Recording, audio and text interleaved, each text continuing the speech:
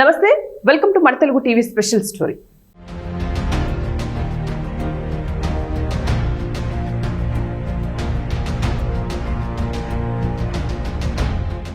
ఉచిత పథకాలు ప్రకటించడం తేలికే, కానీ వాటి అమలుకు వచ్చేసరికి మాత్రం తల ప్రాణం తోకకు వస్తుంది. తెలంగాణ, కర్ణాటకల్లో మహిళలకు ఉచిత బస్సు ప్రకటించినా తర్వాత కాలంలో ప్రభుత్వాలు ఇబ్బందులు పడుతూనే ఉన్నాయి. మొదట్లో బాగానే ఉన్నా ఉచితం భారం రాబోయే రోజుల్లో సర్కారు మెడకు గుదిబండలా మారుతున్నాయి. తాజాగా ఏపీ ప్రభుత్వానికి కూడా షాకే తగిలింది. తమకు 360 కోట్ల రూపాయలు బకాయి ఉన్నారంటూ ఆర్టీసీ అధికారులు ప్రభుత్వానికి బిల్లులు పెట్టారు.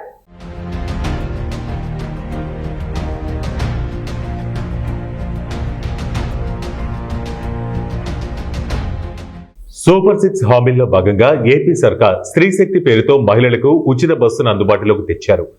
ఆగస్టు 15ను పురస్కరించుకుని ఈ పథకాన్ని CM Chandrababu, deputy CM Pawan Kalyan ప్రారంభించారు. ఇక అప్పటి నుంచి అనేక రూపాల్లో మహిళలకు బస్సుల్లో ఉచిత ప్రయాణాన్ని చేరువ చేశారు. తొలిత పల్లె బస్సులకు మాత్రమే పరిమితం అనుకున్న తర్వాత డీలక్స్ బస్సులను కూడా ఉచిత సేవలకు అందించారు. దీంతో లెక్కకు మిక్కిలిగా ఈ బిల్లు భారం చేరుకుంది. మహిళలకు ఆర్టీసీలో ఉచిత ప్రయాణమే అయినా ఆ టికెట్ ఛార్జీలను ప్రభుత్వం చెల్లిస్తుంది. ఇలా ఆగస్టు 15 నుంచి సెప్టెంబర్ 30వ తేదీ వరకు మొత్తం 45 రోజులకు గాను ప్రభుత్వానికి ఈ టికెట్ల బిల్లు 360 కోట్ల రూపాయలకు పైగానే చేరింది. ఇప్పుడు ఈ బిల్లును తమకు చెల్లించాలని ఆర్టీసీ అధికారులు సర్కారుపై ఒత్తిడి పెంచారు. మరోవైపు ఆర్టీసీ కార్మిక సంఘాలు కూడా సర్కారు తక్షణమే ఆ సొమ్ములను ఇవ్వాలని కోరుతున్నారు. ప్రభుత్వం టికెట్ల సొమ్ము ఇస్తే తప్ప తమకు వేతనాలు లేవని వారు కూడా చెబుతున్నారు. సో ఇప్పటికే అనేక బిల్లులు పెండింగ్ లో ఉన్న సర్కారుకు ఆర్టీసీ బిల్లు భారంగా మారింది. ఇక ఈ లెక్క ప్రకారం మహిళలపై బాబు సర్కారు 8 కోట్ల వరకు ఖర్చు చేస్తోందని తేలింది. నిజానికి ఒక్క రోజుకు 4 నుంచి 5 కోట్ల వరకు భారం పడుతుందని ముందుగానే అంచనా వేసుకున్నా ఈ పరిమితి ఎప్పుడో దాటిపోయిందని అధికారులు చెబుతుండడం గమనార్హం.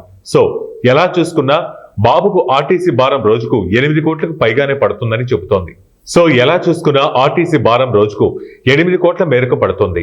ఒకవైపు అనేక ఉచిత పథకాలు, మరోవైపు రాష్ట్ర ఆర్థిక పరిస్థితి మైనస్ లో ఉండడం చూస్తే వీటిని ఎలా అధిగమిస్తారో, చంద్రబాబు తన విజన్ను ఎలా చేరుకుంటారో చూడాలి మరి.